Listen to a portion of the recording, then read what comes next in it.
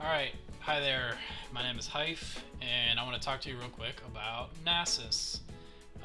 If you hadn't noticed, Nasus, especially top lane Nasus, has suddenly spiked in popularity. His pick rate has gone way up, his win rate has gone up a little bit. He's starting to receive bans, and people are starting to cry about him on the forums. So I just wanted to make a quick video to talk about maybe why do people think he's so strong right now, why is he seeing so much success.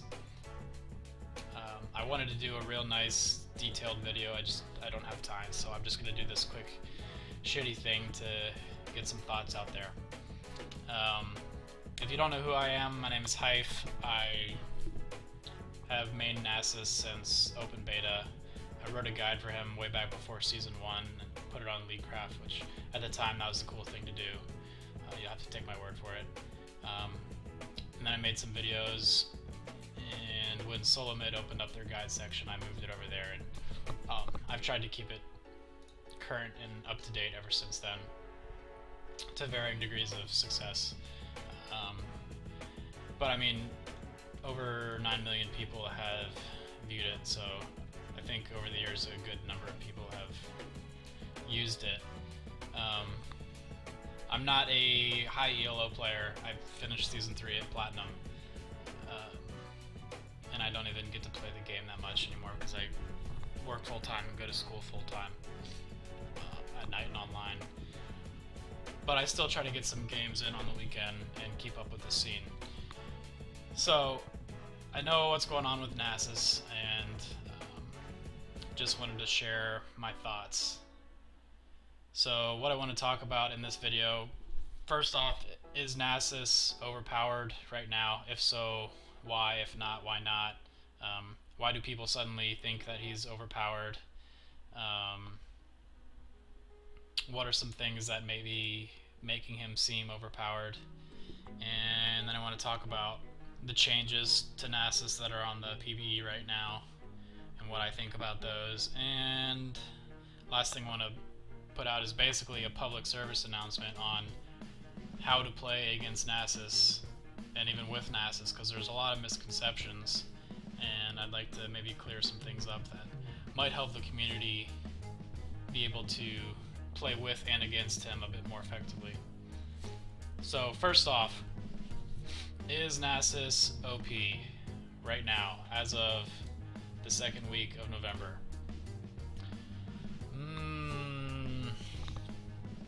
Yes, maybe a little bit. Let me explain why.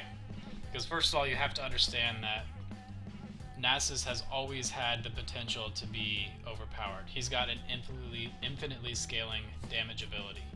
That in its own makes him have the potential to be an overpowered champion. The thing is, he's always had some weaknesses that keep him from being, you know, OP, crush everyone, every game champion. Right now, I feel like there's a couple things that are mitigating those weaknesses that are allowing him to more frequently become a terror. First and foremost, I think, is the current itemization that he has. Specifically, let's talk about, first off, Doran's Shield. If you're not aware at this point that Doran's Shield is currently very strong on top lane sustainers, then you haven't been paying attention. On any champ that wants to sit top lane, sustain, and farm, this is an enabler. This just helps you do that even better. And Nasus is possibly the champ that wants to sit top lane and farm passively and sustain more so than any other champion in the game. And Doran's Shield possibly is, you know, a benefit to Nasus more than any other champion in the game for that reason. This used to be an item that was great against attack damage champs. It used to give armor. Now it gives health regen, block. It's good against pretty much everyone. On Nasus, I take this item in every single matchup, in every single game. It's that good. It's maybe a little bit too good right now, and in combination with lifesteal Quince, a big armor page, 21 in defense, his lifesteal passive, all those things are basically making him very difficult to push out of lane at this point. It used to be that Nasus was kind of a situational pick. You only chose him against champions that you knew you could farm well against. In fact, I used to have a whole section in my guide, or I still do, called When to Play Nasus, and it lists, you know, when is a good, favorable time to pick Nasus and when's not such a good time to pick Nasus. At this point, this whole section could be deleted, and you could basically just say, always pick Nasus. You're pretty much never going to lose the lane. No one can shut you down. No one can zone you out. And if they do, you're going to have a chance to catch back up, because your itemization is currently so good. So, that's Doran's Shield. What else? If you hadn't guessed, Spirit Visage. It also used to be that you wanted to pick Nasus into an AD heavy team. You didn't really like to pick him into an AP heavy team because your itemization was more geared towards CDR and armor. That's where all the good items were. There wasn't a real good MR CDR option. You know, Force of Nature was a really strong MR option back in the day, but even that didn't hold a candle to Spirit Visage right now, and it didn't have CDR. So Spirit Visage now is great. You can now lane against AP matchups very easily because you can just rush the Spirit Visage. Against a real tough lane, you can go Spectre's Cowl. Against an easier lane, go Kindle Gem, and then you just get the Spirit Visage. You got 20% CDR from this one item, 400 health, 55 MR, health regen, and then you got the passive, which just increases your lifesteal. It's an amazing item. And then the other side of the coin, you've got your armor items, Frozen Heart and Gauntlet. You've got two builds here. Aside from the weak laning phase, the second biggest weakness for Nasus has always been that he's very susceptible to kiting. In team fights especially, all you have is a single target slow, and yes, that's great for sticking to single champions, but in a team fight, it used to be that, you know, people could just CC you, slow you, kite you around, and you weren't that effective. Now you've got two different build options here. You got the Spirit Visage Frozen Heart Trinity Force build. This Trinity Force with the Rage passive is just amazing. You move so fast. It's so hard to kite you. Same thing with Gauntlet build. You've got the AoE slow. So now you have two very viable options, both of which have items that are going to help you combat the kiting issue. So you've got the Doran's Shield, which is enabling you to sustain through pretty much any matchup. You've got your Spirit Visage, which is just a generally amazing item, and then you've got your Trinity Force and Gauntlet, which help you out with the kiting. These items are making it so that Nasus is more effective now than he has been in the top lane really at any point in the past. So that's basically why I think Nasus is very strong right now. There's some other factors, such as, you know, a lot of the other top laners getting nerfed, a lot of his counters getting nerfed. Now there are still very strong counters to him, or lanes that can easily shut him down. Even very much lesser known matchups like Olaf. No one plays Olaf top, but that's a great Nasus counter. People are aware of Riven, obviously, but I think Riven's probably going to get nerfed as well. But she can dunk on Nasus pretty hard too. There still are champions out there, but that pool of champions that Nasus struggles with has shrunk considerably, and even those that he does struggle with, he's still oftentimes able to come back into the game and be a big threat. So anyways, let's move on from there and my thoughts on his current state and talk about the changes on the PvE, which are, if you're not aware, they've actually been on there for a couple days, I think. But it's basically a change from 14, 17, 20% lifesteal at 6, 11, 16, down to 10, 15, 20% lifesteal. So what do I think about this change? Obviously, as a Nasus main, I hate to see my champ get nerfed, but I can understand where they're coming from with this. It seems like a reasonable response to the increase in pick rate and win rate of Nasus. Basically, what it's looking to do is create some more counterplay in the early game. It's making him a little bit weaker early on, and it's going to let maybe a larger pool of champions give him fits in the laning phase.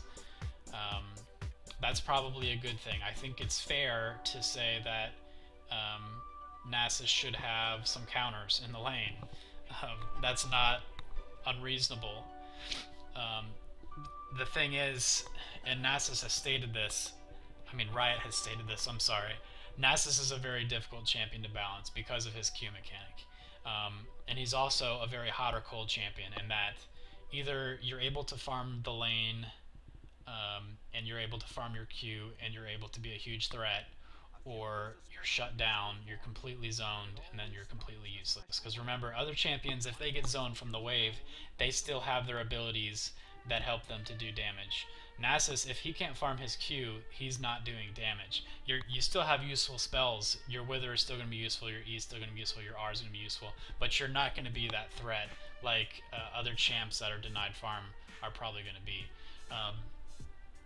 So he's very hot or cold, and it's very easy to push him too far in one direction or the other, where he's not able to farm and he's useless, or he's suddenly very easily able to farm like he might be right now, and he's, you know, having a big impact on a lot of games.